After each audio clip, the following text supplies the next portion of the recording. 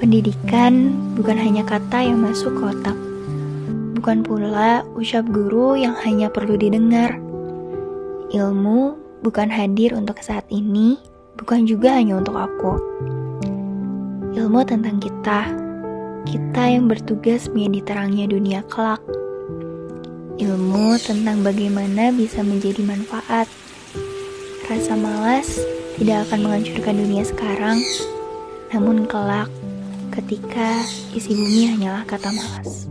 Pengaruh pengajaran itu umumnya memerdekakan manusia atas hidupnya lahiran. Sedangkan merdekanya hidup batin itu terdapat dari pendidikan. Ki Hajar Dewantara.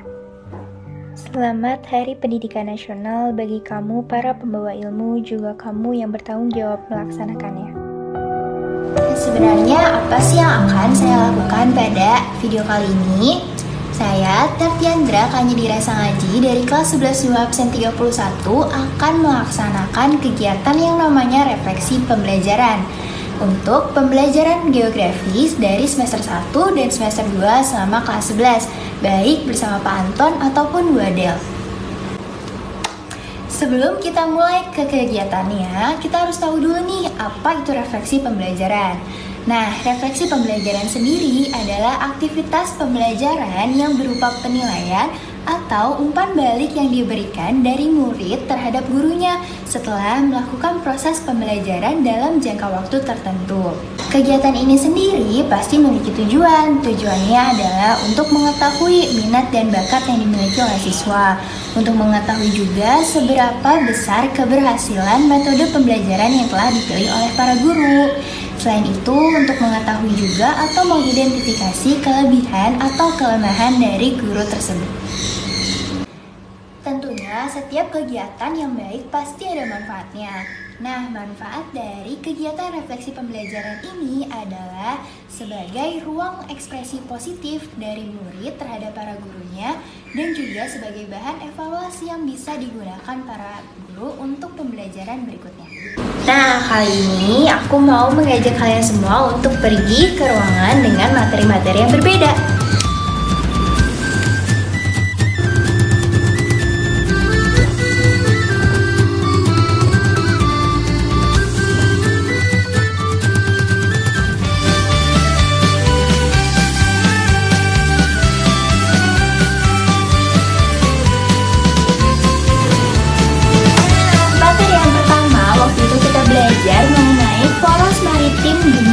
Di mana Indonesia sendiri memiliki potensi untuk menjadi poros maritim dunia. Nah, sebelum kita mengetahui kenapa, kita juga mengetahui apa saja karakteristik yang dimiliki Indonesia, yaitu salah satunya Indonesia terdiri dari ribuan pulau yang memiliki jutaan atau bahkan lebih sumber daya alam yang ada di dalamnya. Dan ternyata Indonesia juga terletak di posisi yang strategis untuk perdagangan dunia.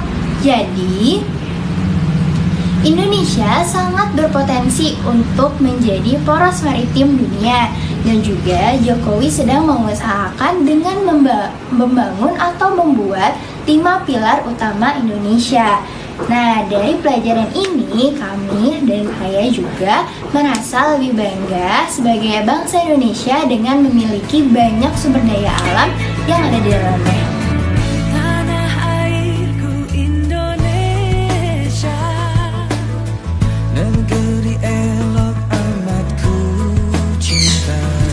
Kita masuk ke yang kedua, yaitu persebaran flora dan fauna. Nah, di materi ini kita mempelajari bagaimana flora dan fauna di Indonesia tersebar. Di Indonesia, secara kesebaran flora dan fauna dibagi menjadi 2 bagian. Yaitu yang pertama, ini bagian barat, dan ini juga kita dapat menemukan hewan-hewan endemik. Lalu kita beralih nih ke bagian peralihan atau yang disebut juga Indonesia bagian tengah. Ini itu tempat di mana kalian bisa nemu yang namanya hewan komodo. Dan bagian yang terakhir adalah Indonesia bagian timur yang disebut juga Australis. Mengapa disebut Australis? Karena isi flora dan fauna yang ada di bagian ini dia tuh mirip sekali dengan yang ada di Australia. Salah satunya contohnya adalah kanguru pohon. Mempelajari flora dan fauna yang ada di Indonesia, kita juga mempelajari bagaimana iklim yang terjadi di dunia, bahkan musim atau iklim yang tidak di Indonesia lagi. Jadi kita bisa tahu nih bagaimana musim-musim tersebut terjadi atau berlangsung walaupun tidak kita alami di sini. Nah, dengan mempelajari materi ini juga kita mengetahui banyak sekali pengetahuan baru terutama pada bidang flora dan fauna. Jadi nanti kita bisa mengetahui di mana kita bisa menemukan rusa dan di mana kita bisa menemukan antelope. Jadi nanti kalau misalnya kita jalan-jalan mau ke keliling Indonesia maupun ke luar negeri, kita nggak bingung lagi. Setelah kita mempelajari tentang flora dan fauna, kita beralih ke sumber daya alam. Nah, sumber daya alam bisa dibagi sesuai dengan potensinya. Misalkan nih sumber daya alam energi yang berupa hamparan ruang angkasa dan juga hamparan tanah atau daratan. Nah, apa sih tujuannya kita mempelajari sumber daya alam dari SD sampai sekarang nggak selesai-selesai? Nah, jadi dengan kita mengetahui apa saja yang kita miliki, kita semakin mempunyai rasa tanggung jawab saat menggunakannya. Karena misalkan seperti sumber daya alam batu bara atau minyak bumi yang kita terus-menerus pakai, namanya tidak akan habis.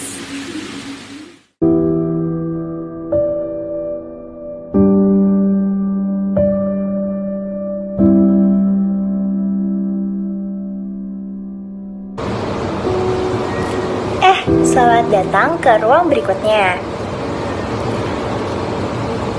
Nah, di ruang ini kita akan mempelajari mengenai ketahanan pangan. Sebelumnya, apa sih arti dari pangan itu sendiri? Pangan adalah kebutuhan dasar manusia yang memang harus dipenuhi setiap saat. Nah, kalau begitu, apa arti ketahanan pangan sendiri? Di sini kita belajar bahwa ketahanan pangan adalah kondisi terpenuhinya pangan yang bagi negara sampai dengan perseorangan, yang tercermin dari ketersediaannya pangan yang cukup, baik dalam jumlah ataupun mutu. Dia harus aman, bergizi, merata, dan juga terjangkau.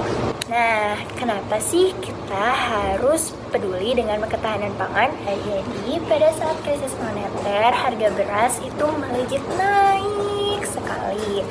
Nah, itu dapat memicu kerawanan nasional yang membahayakan stabilitas ekonomi ataupun stabilitas nasional. Dan hal ini, ketahanan pangan ini sudah ada loh di undang-undangnya, yaitu UU Pangan nomor 7 tahun 1996.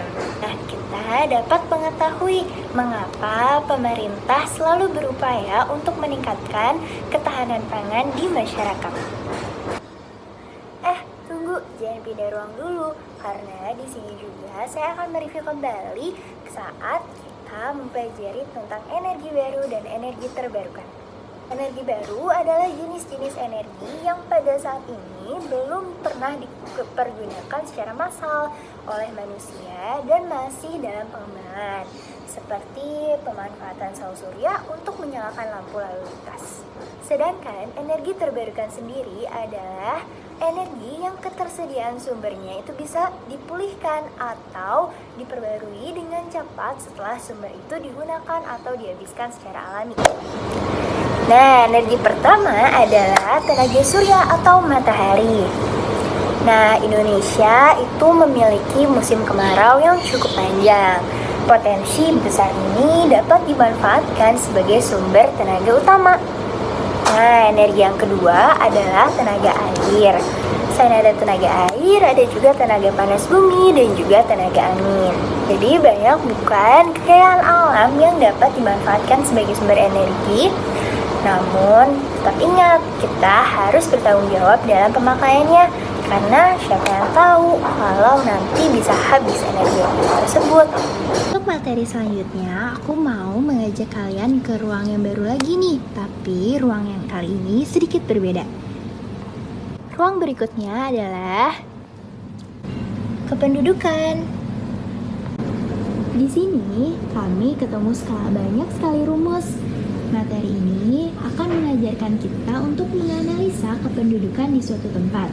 Dengan begitu, kami dapat mengetahui bagaimana dinamika kependudukan suatu negara.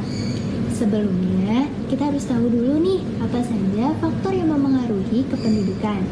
Ada faktor alami dan juga non-alami. Untuk faktor alami, itu sesuatu yang tidak bisa dikontrol sama manusia, yaitu kelahiran dan kematian. Nah, sedangkan untuk faktor non-alami adalah migrasi, yaitu perpindahan dari suatu tempat ke tempat lainnya. Dan migrasi itu sendiri ada berbagai macamnya. Misalkan, orang ini keluar dari suatu tempat disebut emigrasi. Sedangkan jika ada yang masuk, maka disebut imigrasi. Selain itu, kita dapat menghitung yang namanya dinamika kependudukan. Dengan mengetahui rumusnya dan beberapa komponen yang diperlukan, kita dapat mengetahui bagaimana dinamika kependudukannya. Walaupun banyak sekali rumus yang harus kita hafalkan atau pelajari di materi ini, Bu Adel mengajak kita bermain-main dengan rumus tersebut. Kita dibagi menjadi beberapa kelompok sehingga kita lebih mudah untuk mempelajari atau menghafal rumus yang ada.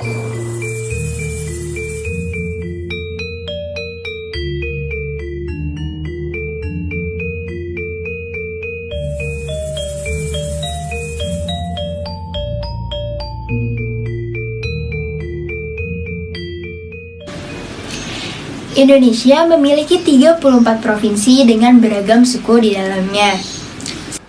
Setiap sukunya memiliki alat musik, tarian daerah, rumah adat, dan juga pakaian yang berbeda di dalamnya. Bangga sekali bukan menjadi anak bangsa Indonesia dengan memiliki banyak sekali keberagaman yang ada di. Nah, konsep pembelajaran untuk materi ini seru sekali loh. Kita dibagi menjadi beberapa kelompok. Lalu kita mendapat masing-masing suku yang berbeda. Setelah itu kita mendapat penjelasan mengenai masing-masing suku tersebut dari teman-teman kita. Sehingga kita mengetahui lebih mudah tentang suku-suku tersebut. Setelah mempelajari materi ini, saya semakin sadar bahwa dunia dibentuk begitu luas.